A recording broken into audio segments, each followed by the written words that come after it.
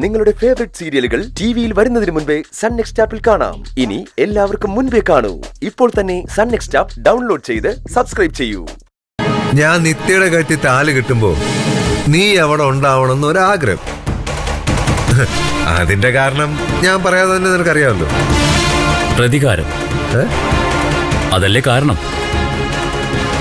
നിന്നെ ഒന്നും ചെയ്യാൻ പറ്റില്ല എനിക്കെന്ന് നിനക്ക് എന്റെ മുൻപിൽ വെച്ച് തെളിയിക്കണം. അതാണ്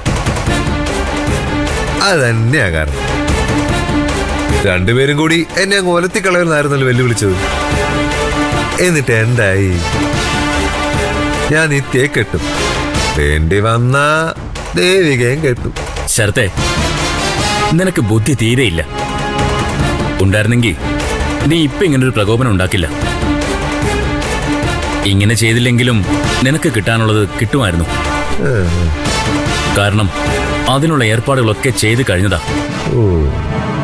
ഇപ്പൊ ഇങ്ങനൊരു പ്രകോപനം ഉണ്ടാക്കിയത് കൊണ്ട് അതിന്റെ ശക്തി കുറച്ച് കൂടിയെന്ന് മാത്രം. അപ്പോ കല്യാണം നടക്കില്ലെന്നാണോ നീ പറയുന്നത്? സംശയം എന്താ?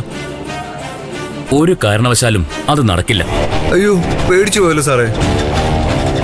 ഞാനിനി എന്ത് ചെയ്യും? നീയൊന്നും ചെയ്യണ്ട. ചെയ്യേണ്ടതൊക്കെ പോലീസുകാർ ചെയ്തോളൂ. ഒന്നും സംഭവിച്ചില്ലെങ്കിൽ? സംഭവിക്കും. ഇല്ലെങ്കിലോ? ഇല്ലെങ്കിലോ എന്ന ചോദ്യത്തിന് ഒരു പ്രസക്തിയുമില്ല. നടക്കേണ്ടത് നടക്കേണ്ട സമയത്ത് നടക്കേണ്ടത് പോലെ നടന്നിരിക്കും. ഇല്ല വക്കീലേ, ഒന്നും സംഭവിക്കില്ല. പോലീസില് നിങ്ങൾക്ക് മാത്രമല്ല ഹോൾഡ്, കുറച്ച് എനിക്കും ഉണ്ട്. ഞാനത് ഉപയോഗിക്കും. കല്യാണം എന്തായാലും മുടക്കം കൂടാതെ നടക്കും. വരണം, അനുഗ്രഹിക്കണം. ഞാനെന്തായാലും വരില്ല. പകരം എന്റെ ഭാവി ഭാര്യ അവിടെ ഉണ്ടായിരിക്കും. അതുപോരെ? അതല്ലേ നല്ലത്? എന്റെ ഭാഗം ഞാൻ ഭംഗിയായി ചെയ്തു, ക്ഷണിച്ചു. വരേണ്ടത് വക്കീലിന്റെ ഇഷ്ടം. വന്നാലും വന്നില്ലെങ്കിലും കല്യാണം നടക്കും. അത് ദൈവം തീരുമാനിച്ച.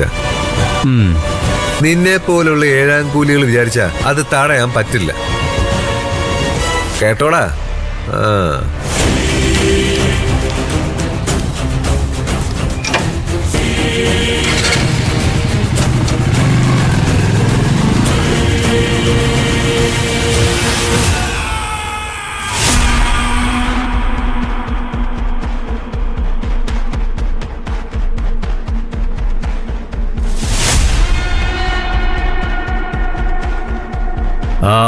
പൊന്നുമണിയുടെ കല്യാണം മുടങ്ങിയല്ലേ?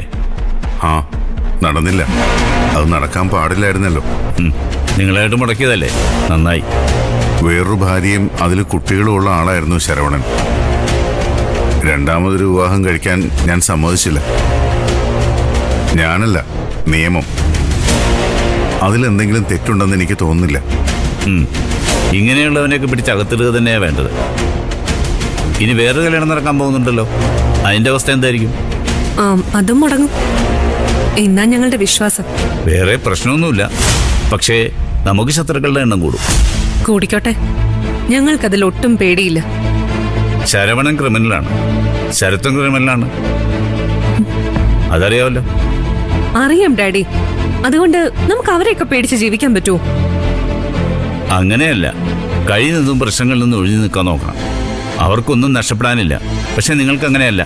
ഇതേ ഉപദേശം ഞാൻ ഡാഡിക്ക് തന്നാലോ? ഡാഡിക്ക് എന്ത് തോന്നും? എത്ര ഒഴിയാൻ ശ്രമിച്ചാലും ചില പ്രശ്നങ്ങൾ നമ്മൾ നേരിട്ടേ പറ്റൂ. ശരി, ഞാൻ കൂടുതലൊന്നും പറയുന്നില്ല. നിങ്ങൾക്ക് ശരിയെന്ന് തോന്നുന്നു ചെയ്യാം.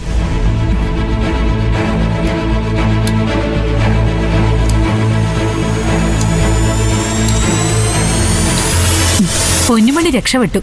ആ കല്യാണം നടന്നിരുന്നെങ്കിൽ ജീവിതകാലം മുഴുവൻ അവള് കിടന്ന് നരകിക്കേണ്ടി വന്നേനെ. അതിന് ഞങ്ങൾ സമ്മതിക്കും അപ്പച്ചി.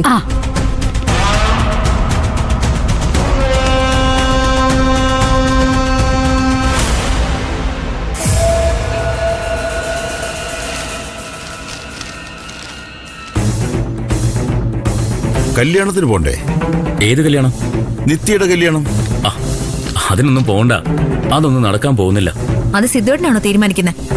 പിന്നെ നീയാണോ തീരുമാനിക്കുന്നത്? അല്ലല്ലോ. അതുകൊണ്ട് മിണ്ടാതൊരു ഭാഗത്തിരുന്നാ നിനക്ക് കൊള്ളാം. ആ പാവങ്ങൾ തമ്മിൽ കല്യാണം കഴിക്കുന്നോണ്ട് സിദ്ധുവണ്ണനെന്താ? പാവോ ആ ശരത്തോ?